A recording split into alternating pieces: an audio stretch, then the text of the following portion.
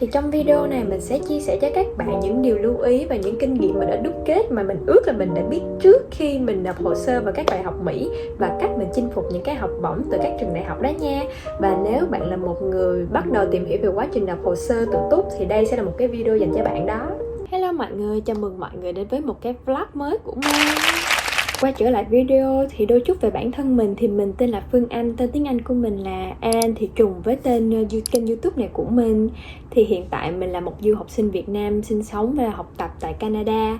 Và mình rất là vinh dự trong lúc mình nộp hồ sơ đại học của mình thì mình học bổng danh giá đến từ 5 trường đại học của Mỹ. Và mình cũng nhận thêm một lời reject của một trường khối Ivy League nữa. Thì mọi người hãy xem hết cuối video để mình tiết lộ lý do vì sao mình đã bị từ chối và những điều không nên làm trong application của mọi người nha. Và hãy bắt đầu. Thì câu hỏi đầu tiên cũng là một câu hỏi khá là thông dụng, đó chính là mình nộp hồ sơ đại học thông qua đâu.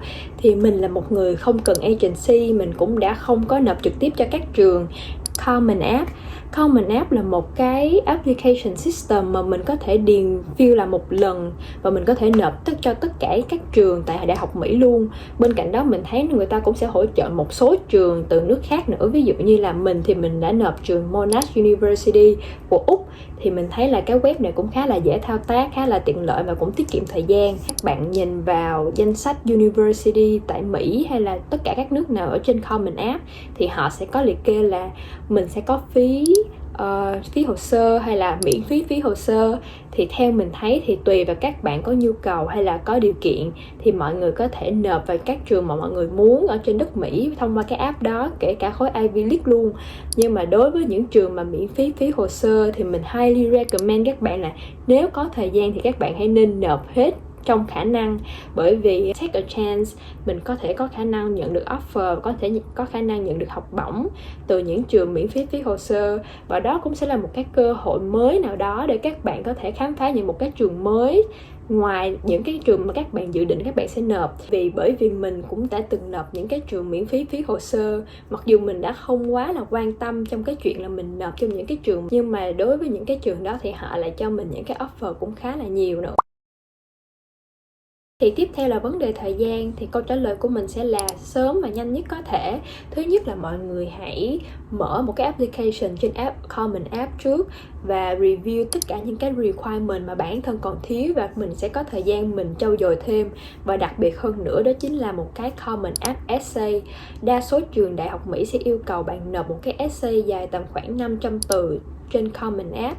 Và trên Common App có thể cho các bạn rất là nhiều topic khác nhau và các bạn có thể freely chọn, và tùy vào mọi người và mọi người sẽ chọn viết một cái essay như thế nào. Theo kinh nghiệm của mình thì essay càng nói lên bản thân mình và càng đặc biệt, càng có chiều sâu thì cơ hội các bạn nhận được học bổng và offer từ trường đó càng cao. Mình thì mình sẽ mất tầm khoảng 3-4 tháng để hoàn thành một cái essay. Nhưng mà sau khi hoàn thành xong thì mình highly recommend các bạn hãy để những người xung quanh xem và đánh giá, đặc biệt là những người có chuyên môn. Mỗi lần mình xong một cái essay thì mình sẽ đưa cô đó có thể review và đưa feedback và mình sẽ có thời gian mình sửa. Và đặc biệt là khối Ivy League như là Harvard, Princeton, Yale thì họ sẽ yêu cầu thêm một cái gọi là supporting essay.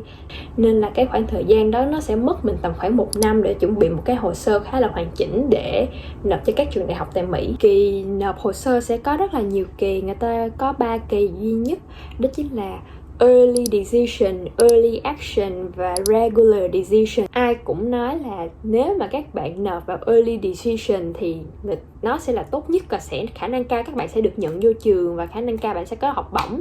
Thì mình thấy cái đó thì nó cũng không hẳn là đúng, nhưng mà nó đúng một phần thôi. Thì tùy trường thì họ sẽ có một cái Early Decision, Early Action riêng. Nhưng mà as long as cái application của bạn nó hoàn thiện, nó hoàn hảo hết mức có thể thì dù bạn nộp trong cái kỳ nào đi nữa thì cái tỷ lệ bạn được nhận vô đều như nhau hết. Nên là đừng có bị quá là căng thẳng về mặt thời gian, bởi vì early decision sẽ là come first và thường những cái điều khoản của early decision các bạn phải đọc thật là kỹ. Nên là bạn hãy đọc và cân nhắc kỹ khi bạn chọn apply theo diện early decision nha. Đó là lời khuyên của mình. Thì câu hỏi thứ ba sẽ là liệu mình có cần SAT hay là IELTS để nộp vào application hay không đối với trường đại học của Mỹ. IELTS hay là các bằng chứng chỉ tiếng Anh là bắt buộc phải có trong các application. Mình sẽ có hai option. Một là các bạn có thể thi IELTS, hai Duolingo test, đó cũng là English test luôn, đánh giá được cái khả năng tiếng Anh của mình và khả năng thích ứng trong môi trường đó để người ta có thể nhận mình hay không. Chi phí nó gần như là bằng phân nửa IELTS, để cân nhắc một trong hai cái bài test đó có thể test. SAT thì đối với đa số các trường đại học của Mỹ thì họ đã không còn bắt buộc thi SAT để chúng ta có thể vào được trong cái đại học đó, mà thay vào đó SAT như là một điểm cộng hơn. Mình cũng không take SAT nên là mình cũng không phải là quá là stress về cái chuyện đó. Đạt target khi vào những cái trường cũng khá là cao và giỏi, rank cao trong thế giới thì mọi người hãy nên có SAT, tăng cái sức mạnh cái application của mình lên so với những thí sinh khác. Nếu mà các bạn nhận được một cái điểm SAT không quá cao, bởi vì nếu các bạn show cái bảng điểm SAT không quá cao đó lên, nó không làm mạnh hồ sơ mà nhiều khi nó cũng là một điểm trừ, nó sẽ có hại một phần nào đó trong cái hồ sơ của mình. Nhưng mà trường hợp lại là nếu là cao thì mọi người hãy nên show cái điểm đó ra để làm mạnh cái hồ sơ của mình lên và cái khả năng cao mình được nhận vào cái trường đó. Và đặc biệt trong giấy tờ lúc mà apply thì mọi người hãy lưu ý là bảng điểm và những cái bằng chứng chỉ tiếng Anh như là IELTS các thứ, thì mọi người sẽ nghe được một câu statement là official IELTS, official transcript. Thì cái đó có nghĩa là mọi người phải yêu cầu trường của mọi người gửi thẳng cho trường đại học, không phải thông qua chính mình, thì đó được gọi là official. Nên là đối với IELTS mọi người sẽ hơi confused về cái đó, vì mọi người đang giữ bảng điểm nhưng đó không phải là official, mà là mọi người phải liên hệ các trung tâm thi để có thể giao cái bảng điểm đó cho trường đại học. Thì tất cả mọi thứ đều phải là bằng tiếng Anh, nên là đối với những bạn nào mà không thể có tiếng Anh thì mọi người hãy đem ra những trung tâm dịch thuật để người ta có thể dịch và có thể công chứng luôn, thì mọi người có thể dùng cái bảng điểm đó để có thể nộp. Và cái thứ tư đó chính là liệu học lực phải cần giỏi xuất sắc mới có thể vào được đại học hay không, và những cái hoạt động ngoại khóa và thành tích nó có quan trọng thật sự hay không. Thì câu trả lời của mình là bạn không nhất thiết phải có học lực giỏi mới có thể vào được những trường đại học và có được học bổng. Như là cá nhân mình là một người có bảng điểm không quá là xuất sắc, nhưng mà bù lại mình có những cái hoạt động ngoại khóa và đặc biệt là hoạt động dành cho cộng đồng và có một số thành tích nhất định, nhưng mà mình vẫn có một cái học bổng dành cho của mình. Nên là tùy vào trường sẽ xem xét những cái khía cạnh khác nhau và xem xét tổng thể của hồ sơ của bạn. Lời khuyên của mình cho những cái hoạt động công cộng của mình là mọi người nên lựa những cái hoạt động nào nó highlight cái leadership skill lên, và highlight những cái bài học mà mọi người làm được và những cái skill mà mọi người có được sau cái hoạt động đó. Thì mọi người hãy nên có những cái thành tích nho nhỏ trong hồ sơ, thì nó như là một cái điểm cộng nho nhỏ trong cái application của mình. Cái thành tích đó cũng không cần phải làm thi toán cấp quốc gia hay là cấp quận hay gì đâu, nó cũng không phải là quá là to tát đi nữa, nhưng mà một cái thành tích nào đó, một cái bằng khen nào đó trong cái quá trình mình học cấp 2, cấp 3 thì đó là một cái thành tích nho nhỏ, thì họ cũng có thể nhìn vào cái thành tích đó và cho bạn một cái điểm cộng. Và một cái optional nữa mình sẽ highly recommend các bạn sẽ làm nếu mà các bạn muốn có một cái học bổng có trị giá cao từ các trường đại học, thì đó chính là người giới thiệu. Thì cách đó cũng khá là hay. Cá nhân mình thì mình là người tốt nghiệp cấp 3 tại Canada nên sẽ không quá khó, mình sẽ nhờ thầy cô của mình viết thư giới thiệu cho chính mình. Đó, đặc biệt là không cho những người giới thiệu các bạn là người nhà hay là người có quan hệ máu mủ ruột thịt. Người giới thiệu cho mình sẽ là giáo viên của mình, giáo viên tiếng Anh của mình, hay là một cái bộ môn nào đó mình đang rất thích, hay là một huấn luyện viên của mình, thì họ có thể viết thư giới thiệu cho mình. Thì chính thư giới thiệu đó chính là một cái cách rất là hay nếu mà các bạn muốn tăng điểm cộng và tăng sức mạnh của hồ sơ của mọi người.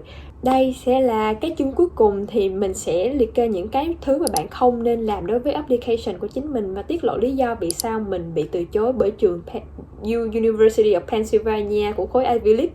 Thì đầu tiên đó chính là mình có một cái mục tiêu không quá rõ ràng và tìm hiểu đã không đủ kỹ. Thì application của mình sẽ rất thích vào Yale, mình đã nộp cho Yale, và khi mà mình làm essay, sự đòi hỏi về tìm hiểu mình về Yale thì nó lại càng sâu hơn.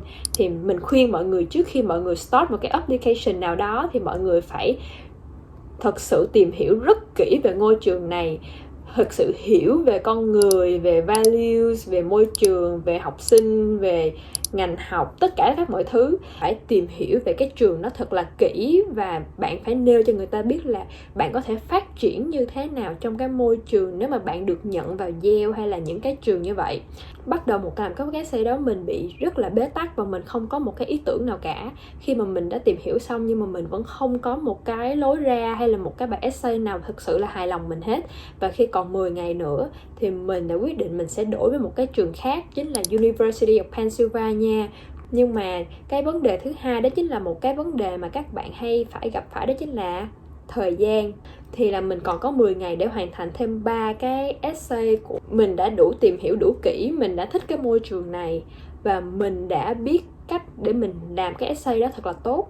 Nhưng cái vấn đề tiếp theo đó chính là mình không đủ thời gian trau chuốt nó. Mình đã không có đủ thời gian để mình hỏi những người xung quanh về feedback, hay là mình không có đủ thời gian để mình hoàn thiện cái bài đó, mình chỉnh sửa cái bài đó theo ý mình thật sự mình muốn được gửi đi cho trường university xem. Nên là đó là một cái hối tiếc mà mình nghĩ là trong cái application mà mình nghĩ là ai trong chúng ta cũng nên cần phải khắc phục cái vấn đề thời gian này. Thứ ba đó chính là financial.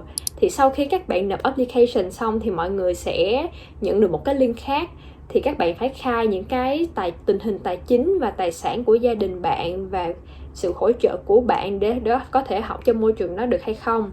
Thì nó cũng khá là confused đối với học sinh của mình. Nhưng mà mình rất là highly recommend các bạn hãy nhờ sự trợ giúp của ba mẹ và cũng như là gia đình để có thể hoàn thành cái form đó một cách đơn giản hơn. Tại vì căn bản mình thì mình sẽ thấy nó hơi bị phức tạp quá. Đặc biệt là chuẩn bị những cái giấy tờ chứng minh tài chính thiệt là tốt để các bạn chứng minh là các bạn có đủ sự hỗ trợ từ gia đình về mặt tài chính để có thể theo học các trường danh giá này. Và đây cũng là kết thúc cái clip này của mình, và hy vọng những cái lời khuyên của mình có thể giúp ích cho các bạn trong kỳ nộp vào đại học Mỹ sắp tới, và hy vọng các bạn có đủ may mắn.